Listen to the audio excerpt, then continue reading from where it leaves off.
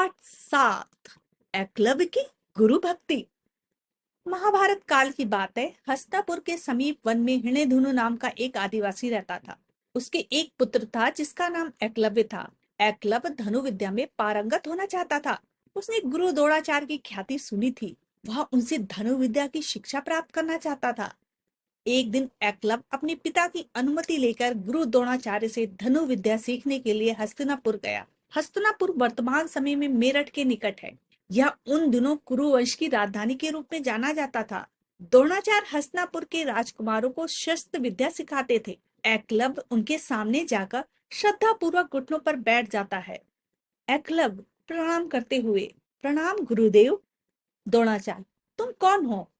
एकलव्य विनम्रता पूर्वक हाथ जोड़े हुए, गुरुदेव, मैं एक आदिवासी भील का पुत्र हूँ। भील का नाम सुनकर द्रोणाचार्य बहुत गंभीर हो जाते हैं। द्रोणाचार्य, तुम क्या चाहते हो? एकलव्य, गुरुदेव, मैं आपके सानिध्य में रहकर धनु विद्या सीखने का अभिलाषी हूँ। द्रोणाचार्य कुछ क्षण सोचकर, बालक, मैं तुम्हें धनु विद्या नहीं सिखा सकता क्योंकि तुम राजकुमार नहीं हो। मैं केवल राजकुमारों को ही धनु विद्या सिखाता हूँ। एकलव्य हाथ जोड़कर, किंतु गुरुदेव, मैं तो आपको गुरु मान चुका हूँ, कृपा करके मुझे आशीर्वाद दे। निराश होकर चला जाता है। गुरु द्रोणाचार्य के गुरुकुल से लौटते समय मार्ग में एकलव्य को देव ऋषि नारद मिलते हैं। वे उससे द्रोणाचार्य की मिट्टी की प्रतिमा बनाकर उसकी उपस्थिति में धनु विद्या का अभ्यास करने को कहते हैं। एकलव्य उनकी बात मानकर ऐसा ही करता है। कुछ वर्ष बीत जाते हैं। एकलव्य धनु विद्या में निपुण हो जाता है। कुछ समय पश्चात गुरु द्रोणाचार्य अपने शिष्यों के साथ वन में विचरण के लिए जाते हैं। उनके साथ गया हुआ एक कुत्ता मार्ग भटककर एकलव्य की कुटिया के समीप जाता है और एकलव्य पर भौंकने लगता है। एकलव्य बाण चलाकर उसका मुंह बाणों से भर देता है। भौंकने में असमर्थ कुत्ता गुरु द्रोण के पास पहुंच जाता है। गुरु द्रोण उसे देखकर चकित हो जाते हैं। वे उसके साथ एकलव्य की कुटिया पर पहुंचते हैं। एकलव्य उस समय भी धनु विद्या के अभ्यास में लीन था।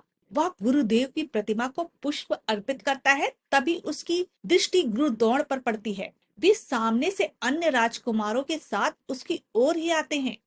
एकलव्य अरे आश्चर्य से देखकर गुरुदेव आ रहे हैं, उठकर दंडवत प्रणाम करता है। आइए गुरुदेव, आपके चरणों की रज से इस दीन शिष्य के हृदय और कुटिया को पवित्र कर दीजिए। द्रोणाचार्य संकुचित होकर उसे उठाते हुए, पुत्र, तुम्हारा कल्याण हो। एकलव्य, गुरुदेव, आज आपने मुझे कैसे अनुग्रहित किया? द्रोणाचार्य लज्जित होते हुए धीरे से, बस, तुमने धनु विद्या किससे सीखी है? एकलव्य प्रसन्नता पूर्वक, गुरुदेव, आपसे ही सीखी है। द्रोणाचार्य बीच में ही आश्चर्य से, मुझसे? एकलव्य, हाँ गुरुदेव, आप ही मेरे गुरु हैं। आपके ही चरणों की छाया में धनु विद्या सीखने गया था, किंतु मुझे निम्न जाति का मानकर आपने मुझे निराश कर दिया था। इसके बाद देव ऋषि नारद ने मुझसे कहा कि अभ्यास ही गुरु है। तुम द्रोणाचार्य की प्रतिमा बनाकर उसके सामने अभ्यास करो। उस समय से ही आपकी मूर्ति बनाकर उसे ही गुरु मानकर उसके सामने अभ्यास करता रहा हूँ। यह सब आपकी ही कृपा का फल है। द्रोणाचार्य मूर्ति की ओर देखकर सोचते हुए ईर्ष्या से, तब तुम्हें गुरु दक्षिणा देनी होगी। एकलव्य श्रद्धा से, आज्ञा दीजिए गुरुदेव, यह शिष्य अपना सर्वस्व आपको समर्पित कर सकता है। द्रोणाचार्य मन में, निम्न जाति का यह बालक कैसे सद्गुणों से युक्त है। स्पष्ट शब्दों में, अच्छा, तो तुम अब हमें गुरु दक्षिणा दो। एकलव्य हर्ष के साथ, आज्ञा दीजिए गुरुदेव, गुरु दक्षिणा में क्या समर्पित करूं? द्रोणाचार्य, तुम गुरु दक्षिणा में अपने दाएं हाथ का अंगूठा काटकर दे दो। एकलव्य सहर्ष, लीजिए गुरुदेव, कटार से दाएं हाथ का अंगूठा काटकर दे देता है। द्रोणाचार्य गदगद कंठ से, बेटा, तुम्हारी कीर्ति संसार में सदा अमर रहेगी। एकलव्य पुनः प्रणाम करता है। आकाश में यह ध्वनि होती है। गुरु द्रोणाचार्य और सभी राजकुमार आश्चर्यचकित रह जाते हैं। सभी राजकुमार उसकी श्रद्धा की प्रशंसा करते हैं। द्रोणाचार्य गंभीर मुद्रा में राजकुमारों के साथ चले जाते हैं।